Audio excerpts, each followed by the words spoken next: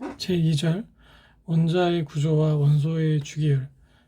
이 파트에서는 원자와 분자 이런 주요 기본 개념을 중심으로 시험 문제가 출제가 됩니다. 하나씩 설명을 해드리도록 하겠습니다. 원자는 우선은 그 양성자와 전자와 중성자 세 개로 구성이 되어 있고요. 여기서 무게를 나타내는 요소가 양성자와 요 중성자가 좀 무게가 나가고요. 굳이 이야기하자면 그리고 전자는 무게에 기인하는 거는 거의 없습니다. 그래서 우리가 보통 원자 번호라고 하면 이 양성자 숫자를 가지고 이야기를 하고요. 동일한 양의 전자와 중성자가 있다 정도만 생각하시면 좋을 것 같아요. 그림을 잠깐 확대해서 보면 양성자와 중성자가 합쳐진 원자 핵이 있고 여기에 있는 양성자 수만큼 이 원자 핵을 주변으로 궤도를 형성을 하면서 이 전자가 이렇게 돌아다니게 되는 거죠. 기본적으로 원자량을 계산을 할 때는 원자 번호를 기준으로 원자 번호 더하기 중성자 수, 즉 양성자와 중성자 수를 더한 것이 그 무게, 질량수가 된다고 보시면 돼요. 그래서 요 2번과 3번을 반드시 암기를 해두시면 좋습니다. 2번 분자. 분자는 지난번에 한번 제가 설명드린 것처럼 그 원자가 모여가지고 구성된 물질인데 그 위에 성질을 가지고 있다라고 했죠. 그래서 시험에 단원자 분자를 한번 물어본 문제가 나왔었어요. 그래서 하나로 구성된 원자, 이제 한 개의 원자로 구성된 분자를 단원자 분자라고 하죠. 그래서 2원자, 3원자, 9분자는 원자의 숫자만 우리가 확인을 하면 되겠죠. 두 개잖아요. 그리고 이렇게 세 개죠. 그러니까 이거 한 개, 이거 두 개 더하면 세 개가 되겠죠. 그리고 고분자 물질은 단백질, 녹말, 수지, 이게 A, B가 결합된 게 N개가 있는 이런 형태를 의미한다고 보시면 됩니다. 그래서 가장 중요한 것이 분자량인데 화학식량이라고도 하죠. 그래서 분자를 구성하는 물질의 고유의 원자량을 알고 있으면 이제 개수를 곱해서 총합으로 무게를 우리가 계산을 할 수 있는 것이죠. 다음은 이온입니다. 이온은 정의를 한번 제가 확인을 해드리면 이제 양성자와 전자수가 동일해서 보통 그 원자는 정기적으로 중성을 띠고 있어서 숫자를 적지 않죠.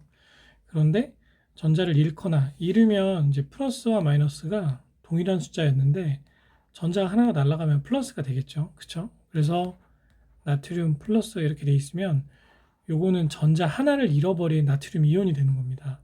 반대로 하나를 얻어서 이제 음이온화 되는 경우도 있죠. 예를 들어 염소 같은 경우는 이렇게 존재를 하잖아요. 그럼 얘는 요거 하나를 더 얻은 겁니다. 그래서 우측 상단에 그 원자의 우측 상단에 이제 플러스나 마이너스 또는 이제 숫자로 칼슘 같은 경우는 이가니까 두 개를 잃어버리죠. 그래서 이렇게 표시한 그런 것들을 우리가 이온이라고 얘기를 하고요. 이온에 관련돼서는 양이온, 음이온, 레디칼 여러 가지가 있는데 실제로 시험 문제 나온 것을 한번 제가 보여드릴게요.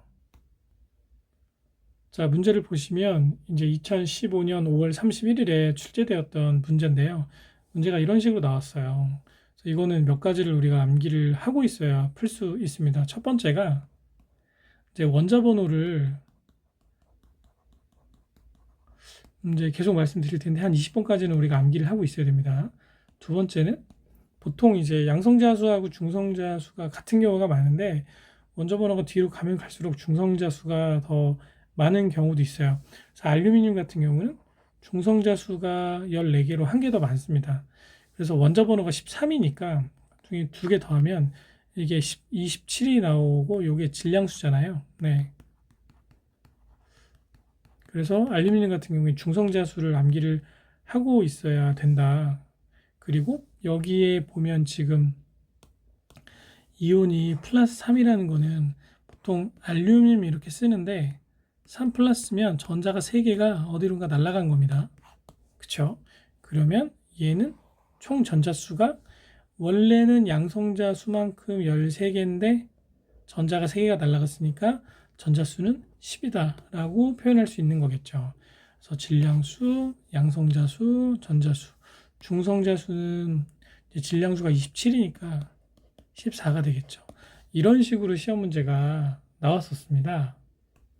그래서 이온의 종류나 뭐 라디칼 이런 것도 중요한데 그것을 통해서 이 전자수를 어떻게 표현하는지, 그리고 양성자, 중성자, 무게 뭐 이런 거하고 연계한 형태로 내용을 숙지하시면 좋을 것 같아요.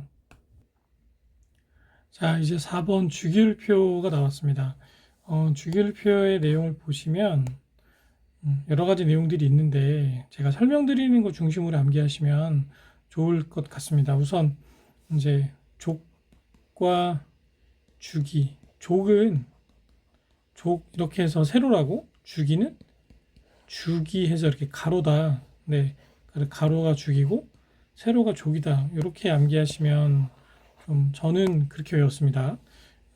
좀 쉽지 않을까. 그리고 칼륨, 칼슘까지 20번까지의 원자 번호를 다 암기해 두시면 많이 도움이 되실 겁니다. 다른 자격증 딸 때도 되게 좋아요.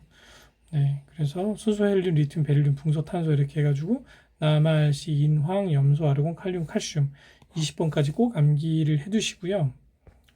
그리고 밑에 이제 그 원자 반지름과 전자 친화도, 이온화 에너지 경향성을 원자 번호가 증가할수록 커지냐, 감소할수록 커지냐, 뭐 이런 것들을 족과 주기로 나누어서 반드시 암기하시기 바랍니다.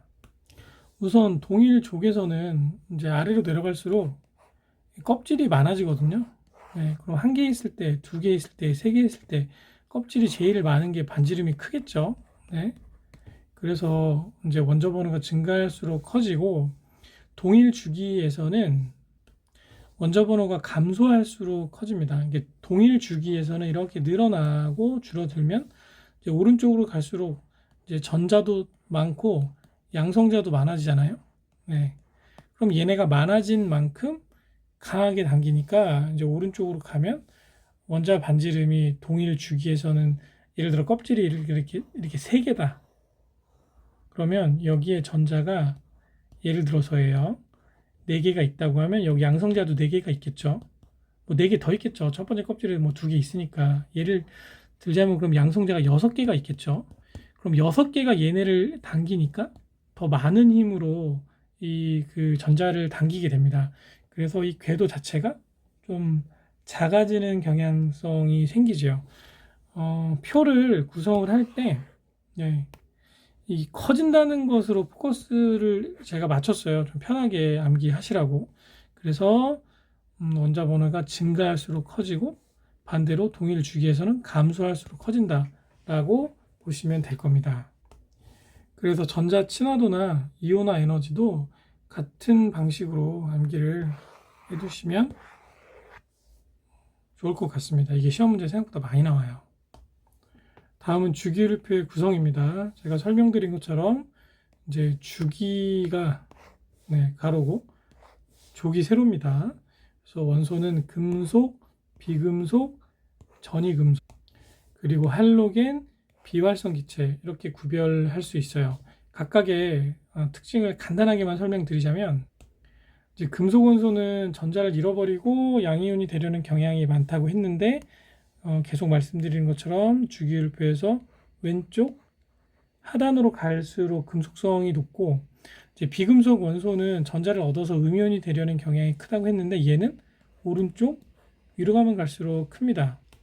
이게 왜 전자를 얻고 잃는 경향이 큰지를 좀 하나만 예를 들어 설명을 드리자면 플루오린을 제가 한번 써볼게요.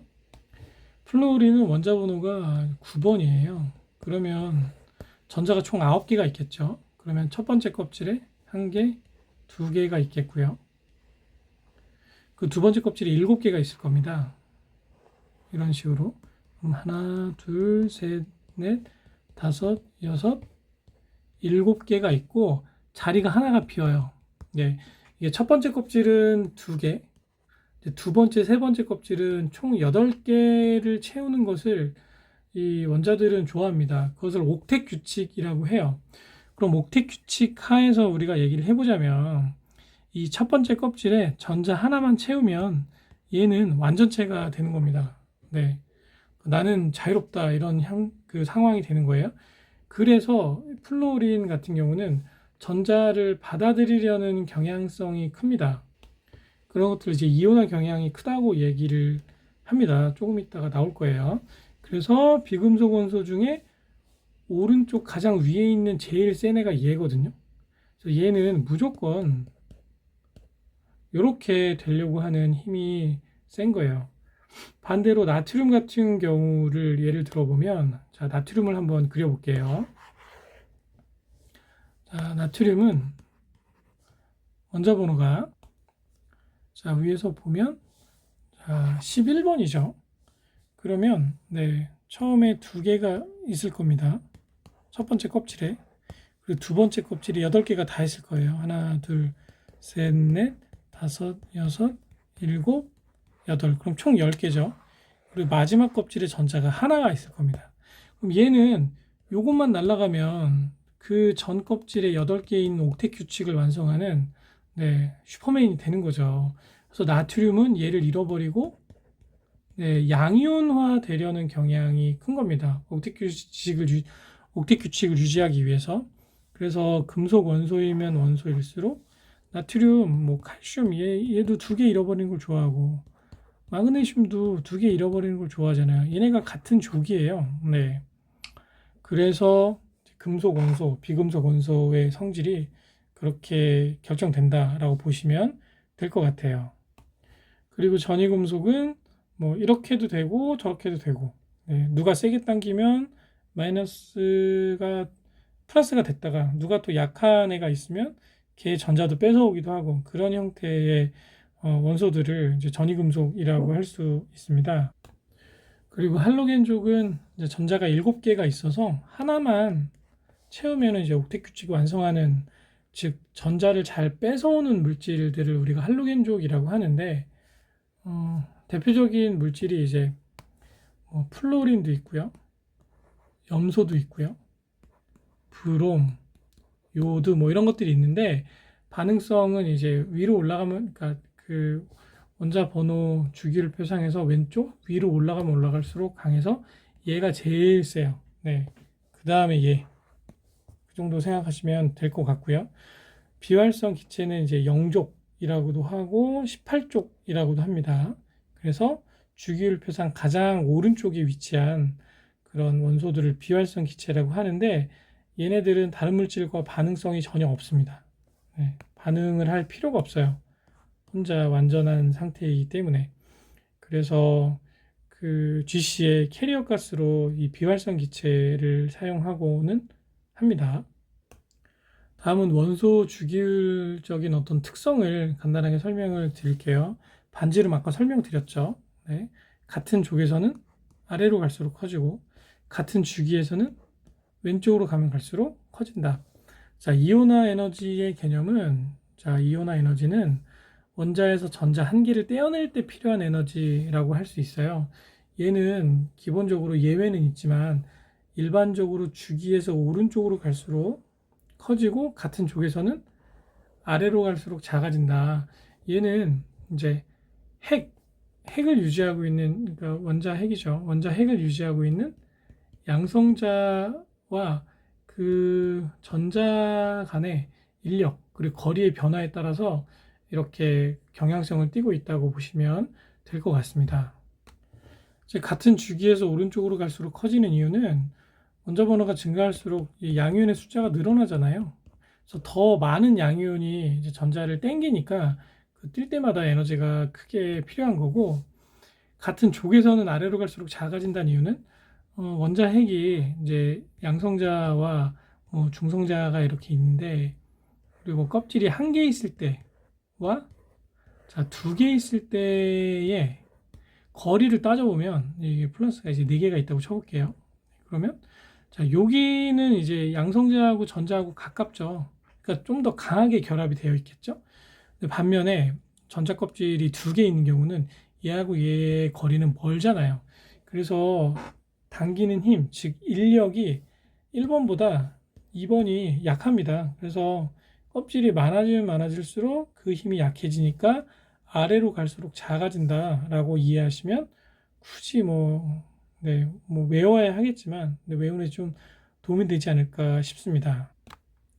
그리고 전기 음성도는 보면 공유결합에서 전자를 끌어당기는 능력을 의미를 한다고 했는데, 공유결합을 유지하고 있다는 것 자체가 이제 분자체, 그러니까 분자 물질을 말을 하는 거겠죠.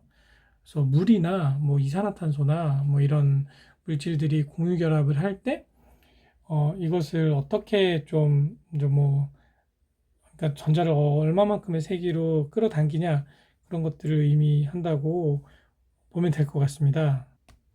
그리고 마지막으로 이제 전자친화도가 나오는데, 전자친화도는 원자가 전자를 한 개 받아들일 때 이제 에너지가 얼마나 방출되느냐 이 뜻입니다. 보면 동일 주기에서는 오른쪽으로 갈수록 증가하고 같은 쪽에서는 아래로 갈수록 감소한다고 했는데, 여러분들이 생각을 해보면 지금 플로린이 가장 이온화도가 크잖아요. 이온화도가 크다는 거는 얘가 이렇게 되려고 하는 힘이 가장 세다는 거예요. 그래서 이렇게 되면 될수록 완전체가 될 수 있기 때문에 플로린이 가장 강하게 잡아당깁니다. 그래서 오른쪽으로 가면 갈수록 전자를 조금만 받아도 완전체가 되기 때문에 그 힘이 세다고 생각하면 맞습니다.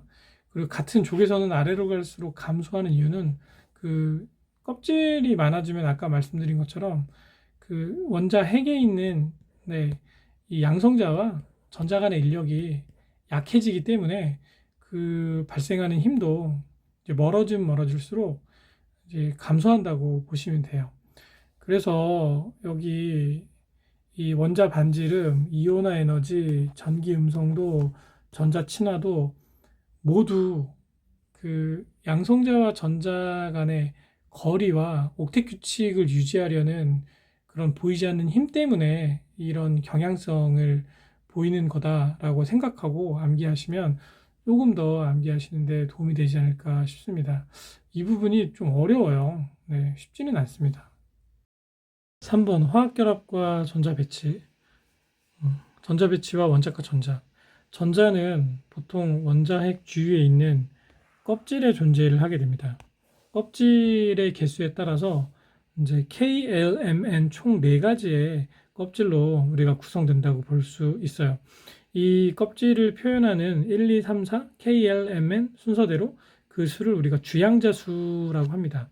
그래서 얘는 양의 정수로 K일 때는 1, L일 때는 2, M일 때는 3, 그리고 N일 때는 4 이렇게 표현할 수가 있겠죠. 이 주양자 수가 크면 클수록 에너지가 높다라고 생각을 하시면 돼요.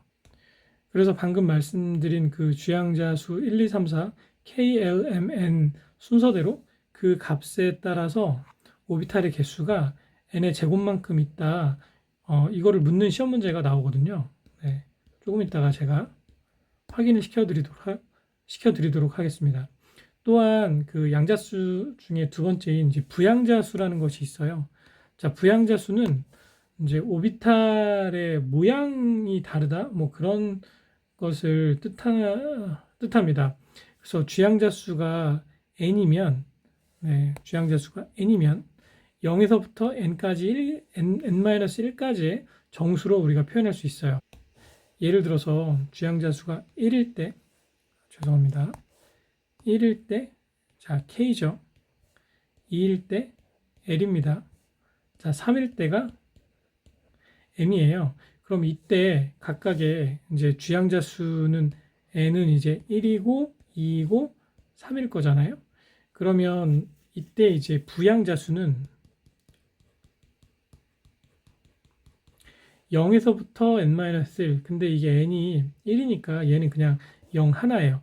이때의 오비탈을 우리는 s오비탈이라고 부릅니다. 두 번째 L껍질이 가지고 있는 부양자 수는 0에서부터 자 2-1이면 1이죠. 그래서 총 두 개의 부양자 수를 가지게 되고 이 S 0일 때가 s오비탈 그리고 1일 때가 p오비탈이 되는 겁니다.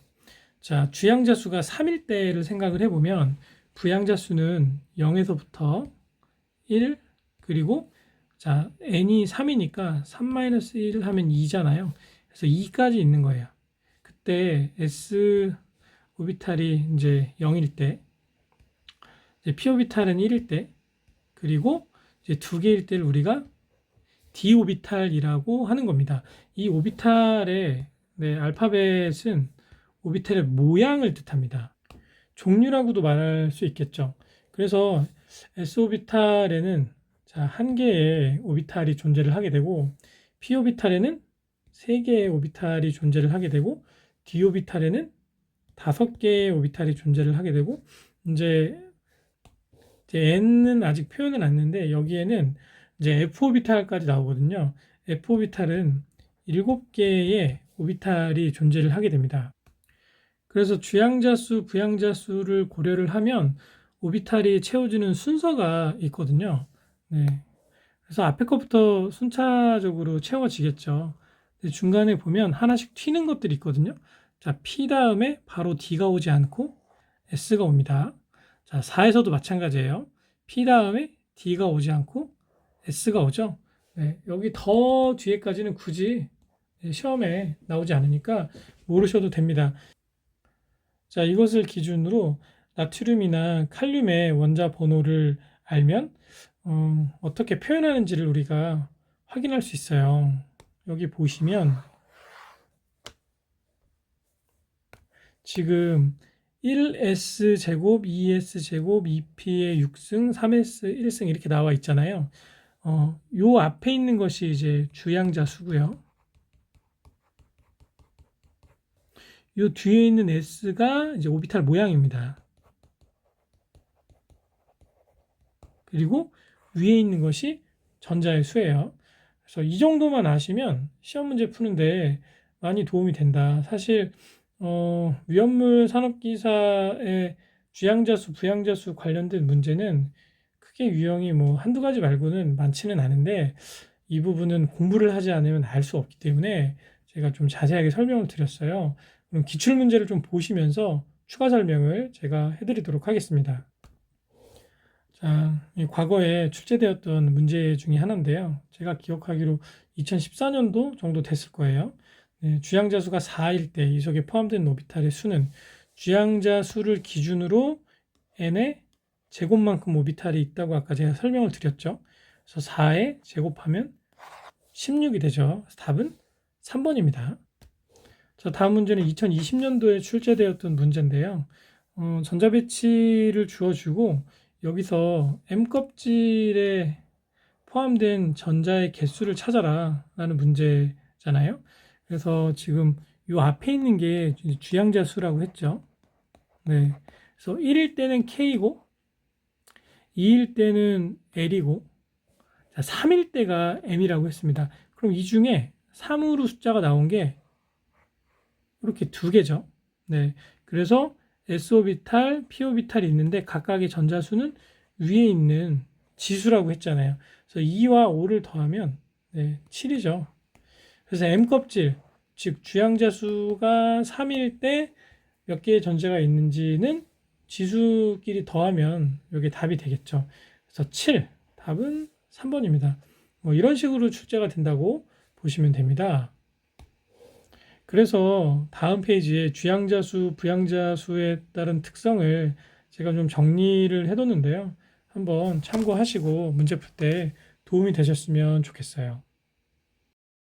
3절 산염기 이 파트는 시험 문제에 좀 출제가 많이 되는 부분이거든요. 특히 기본적인 정의를 묻는 문제가 많이 나옵니다. 산과 염기를 세 가지로 정의를 할 수가 있는데 꼭 암기를 해두시기 바랍니다. 아리니우스 정의, 브랜스테드 루리의 정의, 그리고 루이스의 정의 세 가지로 우리가 구별을 해서 이야기를 할 수 있습니다.